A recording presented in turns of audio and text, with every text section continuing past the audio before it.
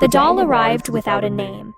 It was discovered by accident in the attic of a long-abandoned estate in rural Vermont, buried beneath moth-eaten quilts and rotted furniture. The house had belonged to the Whitlow family, an old, forgotten bloodline whose final heir vanished in 1947 under circumstances so strange, even the local papers refused to print the full account. The estate had since fallen into ruin, choked by ivy and time, until it was purchased at auction by a restoration firm hoping to turn it into a historical museum. Lena Maris, 29 and fresh from a graduate program in preservation sciences, was assigned to catalog the attic. It was a mundane job, meant to be preliminary. She worked alone, dusting shelves, photographing artifacts, and logging water damage. It was on her third day, behind a collapsed armoire, that she saw the edge of something pale and round wrapped in lace. She pulled it free with gloved hands, revealing a porcelain doll. It stood just under 2 feet tall, dressed in a black Victorian morning gown trimmed with gray lace. The porcelain face was eerily lifelike, not childlike as most dolls tend to be. Its features were finely sculpted, its lips faintly parted. The eyes, glass but clouded, seemed too deep, too real.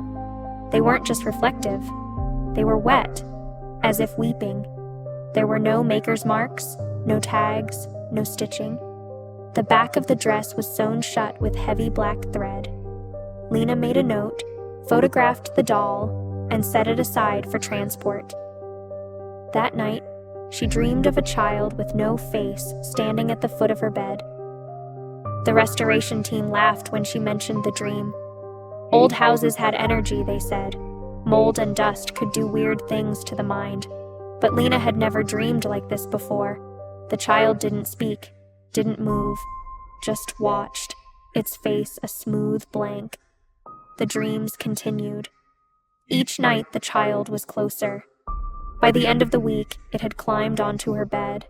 Lena tried to rationalize it. Stress, chemical exposure, suggestion. She even scheduled a sleep study, but her sense of reality began to erode in quiet ways. Objects in her apartment weren't where she left them. Her cat refused to enter the bedroom. Her reflection in the mirror blinked out of sync. And the doll, now stored in a glass case in the lab, was changing. It was subtle at first. The eyes seemed clearer, the mouth slightly more open. Then the dress began to shift. Threads that had been black turned gray, then white. Lena asked her colleagues if they'd noticed. No one had.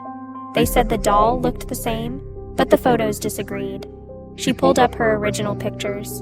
In them, the doll's eyes were dull, its expression neutral. In the latest batch, taken just days later, its face had contorted into something else entirely. A slight smile, twisted and strained, like the muscles behind it didn't know how to make the shape. Lena isolated the doll in a sealed cabinet. It didn't matter. The dreams escalated. Now the faceless child whispered. Lena couldn't remember the words upon waking, but her ears rang with a high whine, and she often found blood on her pillow. She began blacking out during the day, once coming to while halfway across town with no memory of how she got there. She confided in Dr. Halpern, the lead restorer, but he only offered platitudes. Take time off, get some rest. She considered it. She tried. But she couldn't stay away. The doll wanted her back. It wasn't a thought. It was a presence. When Lena finally returned to the lab after 3 days at home, the cabinet was empty. No one had opened it. No one had moved the doll. Security footage showed only static for the duration of her absence. They tore the place apart. Nothing. Lena went home that night and found it sitting on her pillow. No dust, no damage, no explanation. She didn't scream, she didn't cry. She simply sat beside it and waited. And then the doll blinked. That was the first time Lena realized it had never truly been a doll. Not in the way people meant. It had shape, it had form, but it wasn't made. It had been invited. constructed perhaps not by hands, but by ritual, a vessel, the dress, the eyes, the porcelain, all of it a mask for something far older, something that had worn other faces, and now it had hers. The following morning, Lena was gone, her apartment undisturbed, her car parked, her phone left on the charger beside her bed. Only her clothes were missing. On the kitchen table, a note. It read, "Don't follow me, you'll see it too." They never found her, but a week later, a museum in New Hampshire reported a break-in. Nothing was stolen, except a single glass display case, and inside it, a doll that no one remembered acquiring. No records, no tags, just lace and wet eyes. The doll was sealed in a crate. After the fire, there had been no other choice. The nursery was gone, reduced to soot and bone. The ceiling had collapsed, the walls scorched and blistered, but the doll remained untouched in the center of the ruin, its porcelain skin unblackened, its eyes glassy and bright. Samuel Ferris had watched his home turn to ash around it. The firefighters called it a miracle. He knew better. It was the second fire in 3 weeks. The first had started in the guest room, where the doll had been moved after the first incident with Marianne. That fire had been smaller, contained. Still, the floorboards blackened beneath the doll's chair. The curtains burned upward. The air reeked of copper and ozone. But no one had been hurt, until the nursery. The authorities had questions, but there were no answers. Electrical failure, they said, though no wiring had been installed in the nursery since the renovations the year prior. Marianne had been placed in the hospital for smoke inhalation. She'd recovered physically. But the way she looked at her father after the fire, like she didn't know him, was worse than any wound. Samuel rented a storage unit on the outskirts of town. It was meant for old furniture, boxes of forgotten clothes, the detritus of a once prosperous life. He didn't tell anyone what he planned to store. The doll was wrapped in heavy blankets, bound with twine, sealed in a wooden crate lined with iron nails. The priest had suggested it. Iron, he'd said, confused, as if reading from a text he didn't remember opening. Samuel didn't argue. He drove the crate himself, locked it in the unit, walked away. But some things don't stay sealed. In the weeks that followed, Samuel tried to rebuild. Insurance claims, contractor visits, endless apologies to Marianne, who barely spoke now. She no longer played, no longer smiled. Her drawings were filled with black scribbles and spidery figures with blank eyes. Once, Samuel found a sketch of their house burning, the doll sitting calmly in the center. He burned it. That night, he dreamed of laughter, not Marianne's, not a child's. It was high and wet, like a throat that couldn't quite shape joy. In the dream, the doll stood at the foot of his bed, its hands too long, its face cracked down the center. Its mouth moved, but the sound came from the walls. Samuel woke to find his sheets twisted and damp with sweat, his door ajar, and the faint smell of scorched wood in the air. The next day, he visited the storage unit. The lock was intact. The lights inside flickered, then steadied. He opened the door and stepped into the musty air. The crate stood in the corner, undisturbed, but the floor around it was coated in ash. He left without checking inside. The following morning, a worker at the storage facility called in sick. His hands were covered in burns.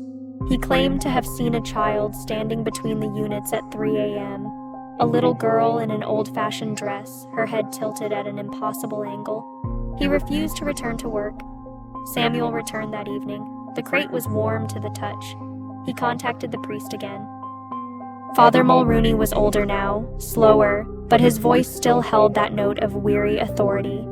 Samuel explained what had happened. The priest didn't hesitate. Burn it. But the last fire, not with fire, holy ground, consecration, it must be destroyed, not consumed. It took weeks to arrange. A plot of land behind the chapel, midnight, no witnesses. Samuel and the priest dug in silence, the ground hard and unyielding. The crate was brought, still sealed, still humming faintly with warmth. The priest poured oil over it, whispered prayers in Latin. He struck it once with a hammer, and the wood split like fruit. The doll sat upright. It turned its head and smiled. The lights around the chapel shattered. The wind howled without movement. The trees bent inward. The priest screamed once, a sound Samuel would never forget, a sound no throat should make. Then there was silence. Father Mulrooney's heart had stopped. His eyes were wide, his mouth frozen open, ash pouring from his lips. The doll was gone. There was no sign of a struggle, no prints, no trail, only the shattered remains of the crate and the scorched mark in the shape of a circle where it had been. Samuel didn't remember driving home. He found himself in the kitchen hours later, his hands raw, his fingernails torn. He'd been digging something, or clawing. He washed the blood away in silence. Marianne didn't come out of her room that morning. When he opened the door, she was gone. No open windows, no broken locks, just her sheets, twisted on the floor, and her stuffed bear sitting upright on the bed, its eyes missing. Samuel knew where she had gone. He returned to the chapel. The police were already there. The priest's death had been discovered. But the grave? They had not yet found the grave. He avoided the officials, slipping through the trees until he found the circle of scorched earth. There, in the center, sat the doll. It held Marianne's locket in its hand, and it blinked. Samuel fell to his knees. The world tilted. The trees leaned inward again. The hum began, low, pulsing, steady. The earth split. A chasm opened beneath the circle. The doll did not fall. It floated. And behind it, in the dark, something stirred. Samuel tried to scream, but the doll was already turning toward him and smiling. By the time winter clawed its way over the hills and buried the town in a suffocating white silence, the house at the edge of Gray Marsh was all but forgotten by the living. Planks covered its windows, ivy strangled the porch columns, and the rusted mailbox hung open like a mouth caught mid-scream. But inside, the air still stirred, still whispered, still watched. The doll had not moved, not by any natural measure, but it had changed. Its dress, once tattered and gray with age, now seemed untouched by dust. The porcelain face was no longer cracked, but smooth, too smooth, like wax that had never cooled.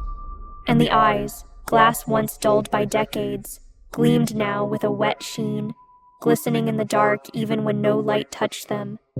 The room it sat in was colder than the rest of the house, not in temperature but presence, as though whatever warmth dared to enter was swallowed whole. At first the changes were subtle. Rats and spiders vanished. Mold retreated. The walls stopped weeping. The house grew still, too still, like it was waiting. The girl from the red farmhouse came first, Emily, 9 years old. She wandered in during a snowstorm, drawn by something she would never be able to describe. Her parents searched the entire valley, but the tracks led only to the edge of the woods, and stopped, like she had simply stepped into the wind. The doll watched from its chair. When they found Emily 3 days later, curled in the corner of the attic with wide eyes and frostbitten fingers, she could only repeat one phrase over and over. She sings when no one listens. She never spoke again. Children vanished every month after that, always during snow. Always leaving behind something strange, a half-melted snow angel, a drawing in ash on the wall, a handprint on the ceiling. The town whispered of wolves, of runaways, of old mines and hidden creeks. But no one looked toward the house at Gray Marsh. They didn't need to. They felt its gaze. Inside, the doll remained. Its position never changed, yet its presence grew. Paint peeled in patterns around it. Dust coiled away like smoke. The air buzzed faintly, like wires too close to skin. One night, a vagrant broke in, looking for shelter. He lasted until midnight. His screams were never heard. His body was never found. But for weeks afterward, anyone who passed too near the property line complained of headaches. Some heard whispering. One teenager swore she saw a man crawling beneath the frozen soil, eyes wide, mouth open, mouthing words without sound. The local priest came next, Father Brennan. He brought incense, holy water, a trembling crucifix, and prayers he hadn't said since seminary. He lasted the night, just. He emerged at dawn, barefoot, bleeding from the palms, his eyes clouded like milk. He didn't speak, didn't return to the parish. He wandered into the woods and built a chapel of sticks, muttering sermons to birds and shadows. He carved one phrase into every tree within a mile. It remembers who made it. Spring never arrived in Gray Marsh that year. The snow didn't melt. The sun didn't rise clean. Days passed, but the clocks disagreed. Time stuttered, hesitated, looped. Radios only played static. Dogs howled at noon. The town fractured, and in the attic the doll sat, eyes gleaming, smile small, waiting. Eventually, the town council called in experts, psychologists, parapsychologists, investigators. Each one lasted less time than the last. One woman claimed the doll blinked when no one was looking. Another swore she heard a lullaby in a language no one recognized. One man leapt from the attic window, arms outstretched, whispering, "She's behind the glass." They closed the house, boarded it, blessed it, chained the doors and posted signs. But it didn't matter. People still found it, were drawn to it, as if the doll had roots, as if the doll had memory. One by one, they came. A girl on a dare, a historian chasing a story, a film crew hunting ghosts. None returned unchanged. Some never returned at all. And then came Lily. She was 11, curious, restless. Her grandmother had told her the story of the house, the doll, the curse. But Lily didn't believe in curses. She believed in secrets, and she believed in truth. She entered through the cellar. The air hit her like water, heavy, wet, still. Her flashlight flickered but stayed lit. She climbed past broken shelves and moldy boxes, past clawed walls and doors that opened without hinges. Upstairs, the house was quiet, clean, too clean. The attic door stood ajar. She climbed slowly, each step a breath she didn't mean to take. The smell was wrong, not rot, sugar, burnt sugar, and something metallic, something like rust or old coins. She reached the top. The doll was waiting. Its eyes met hers, and for the first time it moved, just slightly, a tilt of the head. Lily froze. She wanted to scream, wanted to run, but her legs belonged to someone else now. Her hands rose, slow, unsure, as if guided. She stepped into the attic, closed the door. From the yard, the windows flared. Just once, a pulse, then nothing. The house was silent again, but now the doll had company. 2 chairs, 2 smiles, and outside, in the pines, the snow began to fall. Again.